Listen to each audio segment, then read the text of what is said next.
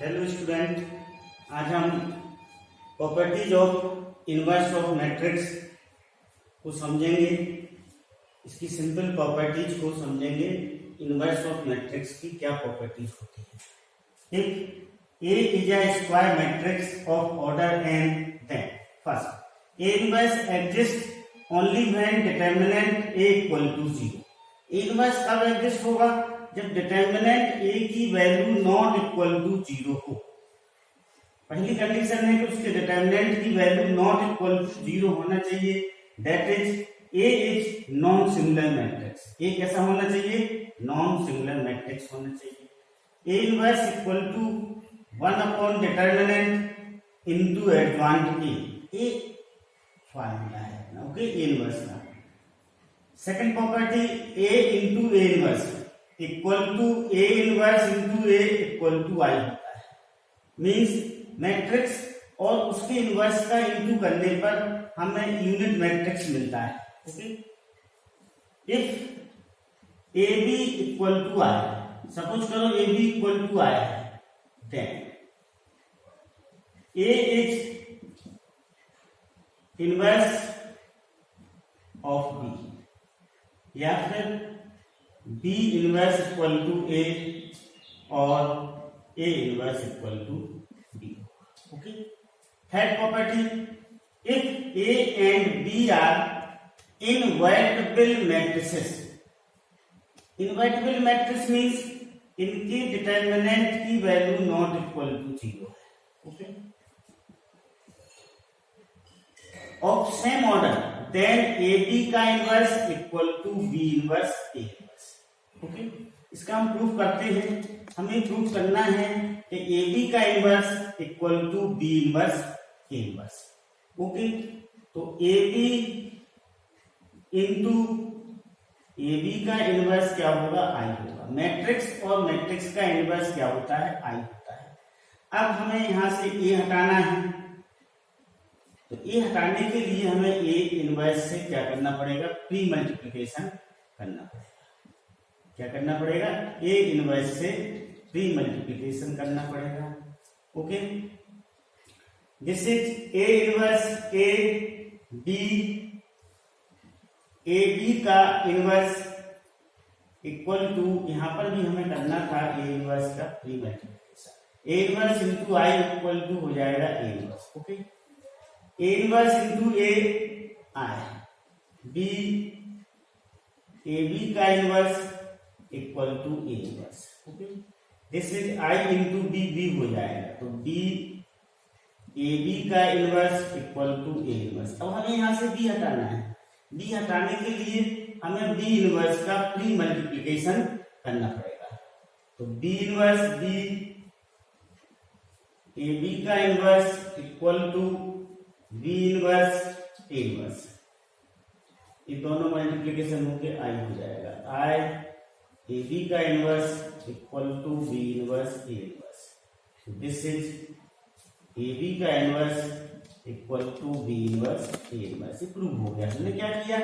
AB into AB के inverse को I माना, फिर हमने A को हटाया। A कैसे हटेगा? A इनवर्स का प्री मल्टीप्लिकेशन किया जाएगा दोनों तरफ, तो A हट जाएगा। A हटने के बाद फिर हम B को हटाएंगे, तो B कैसे हटेगा? B इनवर्स का दोनों तरफ प्री मल्टीप्लिकेशन करेंगे, तो ये प्री मल्टीप्लिकेशन किया, तो ये अपना प्रूव हो गया। Okay, understood. ऐसे बोल सकते हैं ABCD का होल इनवर्स इक्वल टू, जो रिवर्स हो जाएंगे, D इनवर्स, फिर C इनवर्स, फिर B इनवर्स, फिर A inverse. Okay, now property number 4, uniqueness of inverse. Inverse कैसा होता है? यूनिक होता है। A का इनवर्स यदि B है तो फिर B के अलावा और कोई इसका इनवर्स नहीं होगा। Inverse of square matrix if it exist is unique. Inverse of square matrix if it exist is unique. कैसा होता है? यूनिक होता है। यदि वो एग्जिस्ट है तो यूनिक होगा। ओके, अब इसका हम प्रूव करते हैं। सपोज करो let B and C both are inverse of A. हमने सपोज कर लिया कि बी और सी दोनों ए के इनवर्स हैं। अब हम बी बराबर सी को प्रूव कर लेंगे। क्या करेंगे? बी इक्वल टू सी को प्रूव करेंगे। अब देखो इससे क्या बनेगा? एक equation A B equal to B A equal to I बनेगा। क्यों बनेगा? क्योंकि बी ए का इनवर्स है। इक्वेशन 1 हो गया। दूसरा इक्वेशन अब सी भी ए का इनवर्स है, तो A C equal to C A equal to क्या बनेगा? आई बनेगा। बनेगा कि नहीं बनेगा? यहाँ पर हमने सपोज किया है, we have to suppose that B and C both are the inverse of A. B is the inverse of A, तो A B equal to I होगा, B A equal to B I होगा। C is the inverse of A C equal to I, और C A equal to क्या होगा? आई होगा। अब suppose करो हम मैट्रिक्स बी लेते हैं। क्या लेते हैं? बी। ये बी लिया हमने। अब हम बी को सी के बराबर प्रूव करेंगे, तो बी को हम क्या लिख सकते हैं? आई भी लिख सकते हैं। बी को आई भी लिख सकते हैं कि नहीं लिख सकते हैं? बताइए। अब आई की जगह हम क्या लिख लें? इधर आई की जगह हम इधर सी ए लिख लें। लिख सकते हैं? लिख सकते हैं। आई की जगह हमने सी ए लिख लिया। अब ए बी इक्वल टू क्या है? आई है, तो ये सी आई इक्वल टू सी हो जाएगा। हेंस प्रूव हो गया। हमने प्रूव कर लिया कि बी और सी कैसे होंगे? आपस में इक्वल होंगे। हेंस यूनिक इनवर्स होता है। Inverse of square matrix if it exist is unique. Okay, हाँ ओके।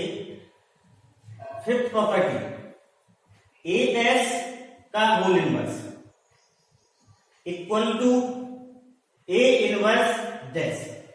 सिक्स, के ए का whole inverse equal to 1/k A inverse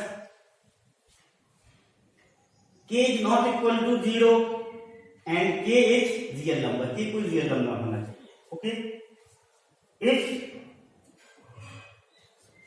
A is a invertible matrices। Invertible matrices का meaning तो आप समझते होंगे।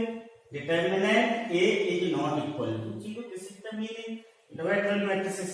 okay, then determinant A inverse equal to 1 determinant A। इसको ऐसे भी लिखा जा सकता है।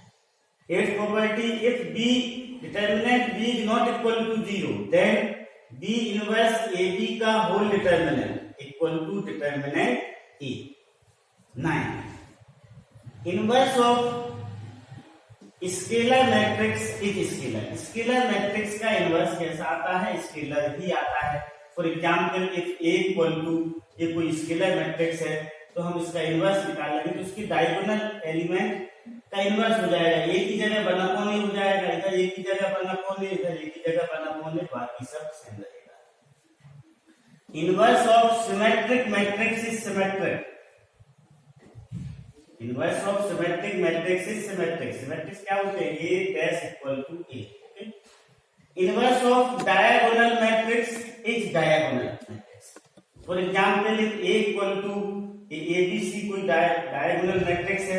Okay, then A inverse equal to 1/a, इधर 1/b, इधर 1/c हो जाएगा, बाकी सब कैसे रहेंगे? सेम रहेंगे। इनवर्स ऑफ यूनिट मैट्रिक्स और आइडेंटिटी मैट्रिक्स इज यूनिट और आइडेंटिटी मैट्रिक्स। सपोज करो ये आइडेंटिटी मैट्रिक्स है। ओके, तो इसका इनवर्स भी क्या होगा? यही होगा। 13, inverse of upper triangular matrix is upper triangular. Upper triangular matrix वह होते हैं जिसके डायगोनल के नीचे वाले सभी एलिमेंट क्या होते हैं? 0 होते हैं। उसको हम क्या बोलते हैं? अपर ट्रायंगुलर मैट्रिक्स बोलते हैं। तो अपर ट्रायंगुलर मैट्रिक्स का इनवर्स भी क्या आता है? अपर ट्रायंगुलर मैट्रिक्स आता है। मीनिंग ये है कि जब हम इसका इनवर्स निकालेंगे तो 3 0 जरूर आएंगे यहाँ पर। Inverse of lower triangular matrix is lower triangular matrix. Lower triangular matrix ये होता है जिसके डायगोनल के ऊपर वाले एलिमेंट सारे के सारे कैसे होते हैं? 0 होते हैं। उसे हम लोअर ट्रायंगुलर मैट्रिक्स बोलते हैं। Okay, understood.